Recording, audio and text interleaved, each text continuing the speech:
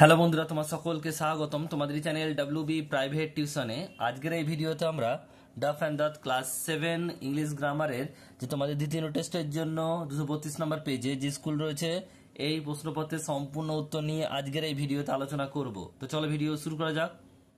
দেখো, এখানে তোমাদের যে দ্বিতীয় টেস্ট পরীক্ষা হবে তার সম্পূর্ণ ফুল মার্কস হচ্ছে কত 25 আর টাইম থাকবে 50 মিনিট। এখানে যে তোমাদের রিডিং কম্পিটিশন সিন নেওয়া হয়েছে, এটা নেওয়া হয়েছে the beauty and the beast এর ইউনিট 2 থেকে নেওয়া হয়েছে। এক নম্বর প্রশ্ন কি বলছে দেখে নাও। এক একটা বলছে আনসার দ্য ফলোইং কোশ্চেন্স। এক একটা হোয়াই ডিড বলছে Belle refuse to marry the Beast. তাহলে এক নম্বর উত্তরটা কি হবে দেখে নাও। এখান থেকে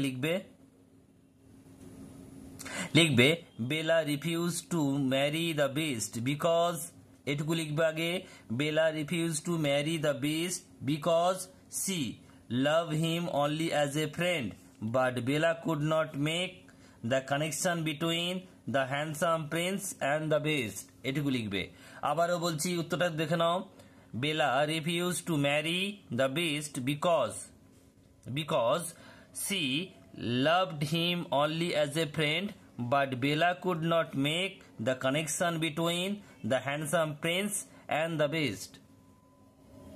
এবার দুই প্রশ্ন কি বলছে দেখো। What did Bela discover in the castle. তাহলে বেলা ডিসকভার কাসেলে কি কি আবিষ্কার করেছিল। উত্তরটা লিখবে কি দেখো, এখান থেকে লিখবে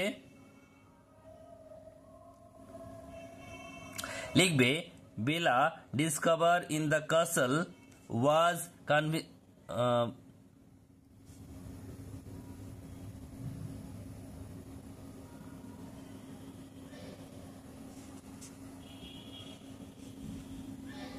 এখান থেকে লিখবে Bella was convinced that the beast was holding the prince captive somewhere in the castle.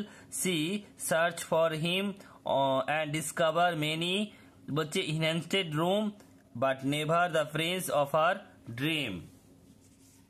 এরপর হচ্ছে দেখো বিয়ের দায়ের প্রশ্ন। Complete the following sentence with information from the text. একটা বলছে Belle could not make the connection between, এখান থেকে লিখবে the handsome prince and the beast. যেটা বলছে after each refusal Bella dreamed of handsome prince who plead with her to explain why she kept on refusing the beast. এবার হচ্ছে দেখো C এর প্রশ্ন। Find the nearest meaning of the following words in the passage. একটা বলছে lavish মানে হচ্ছে বিলাসবহুল, এর যে একটা কাছের মানে টেক্সট থেকে লিখতে বলেছে, এখানে কিন্তু নেই, তাই আমি এখান থেকে নিজে থেকেই বলে দিলাম এটা উত্তরটা। সেটা হচ্ছে এক্সপেন্সিভ লিখবে তোমরা, EXPENSIVE, এক্সপেন্সিভ। এরপরে 2 নম্বর রয়েছে দেখো, এটা 1 নম্বর হলো ল্যাভিস, 2 নম্বর হচ্ছে হ্যান্ডসাম মানে সুদর্শন দেখতে, সুন্দর দেখতে। তারও রয়েছে কি হবে উত্তর গুড লুকিং, তোমরা কি লিখবে গুড লুকিং। এরপর রয়েছে দেখো গ্রামার আর ভোকাবুলারিতে আসি। 2 এর দেখো বলছে underline the participle adjective in the following sentence. আমাদের প্রথমে জানতে হবে যে পার্টিসিপল কি, ভার্ব প্লাস আইএনজি বা ভার্ব প্লাস ইডি বা ভার্ব প্লাস ডি, এগুলো যেগুলো কি করবে ভার্বের মধ্যে কাজ করবে না, কার মধ্যে কাজ করবে, অ্যাডজেক্টিভের মধ্যে কাজ করবে। অ্যাডজেক্টিভের কাজ কি, নাউন বা প্রোনাউনের দোষ গুণ প্রকাশ করা। তা দেখা যাক 1 নম্বরে কি রয়েছে, বলছে a rising sun looks bright. তাহলে এখানে দেখো এখানে কি বলছে, এখানে সান মানে বলছে সূর্য, বলছে উঠন্ত সূর্যটা কি বলছে ব্রাইট দেখাচ্ছে। তাহলে এটা সূর্যটা কেমন, এটা হচ্ছে রাইজিং, তাই এটা রাইজিংটা কি হবে প্রেজেন্ট পার্টিসিপল। 2 নম্বর বলছে দেখো the sleeping girl is looking beautiful, ঘুমন্ত মেয়েটি খুবই সুন্দর দেখতে। এটা কি হবে, মেয়েটা কেমন ঘুমন্ত, তাহলে স্লিপিং এটা হবে প্রেজেন্ট পার্টিসিপল। এরপর 3 নম্বর হচ্ছে ডোন্ট ইট রটেন ম্যাঙ্গো, পচা আম খেও না।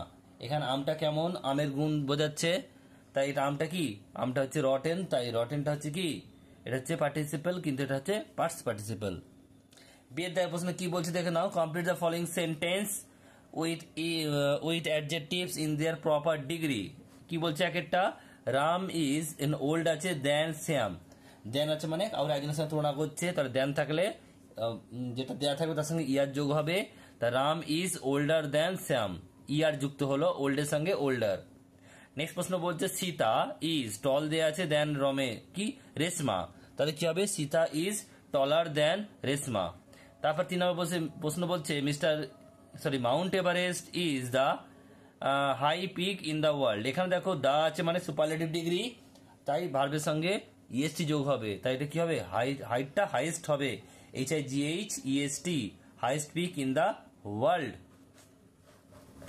এবার হচ্ছে দেখো সি এর দাগের write the antonym of the following ওয়ার্ডস। একটা বলছে কি স্ট্রেট মানে সোজা, এটা জিগজ্যাগ হবে বা কার্লড হবে।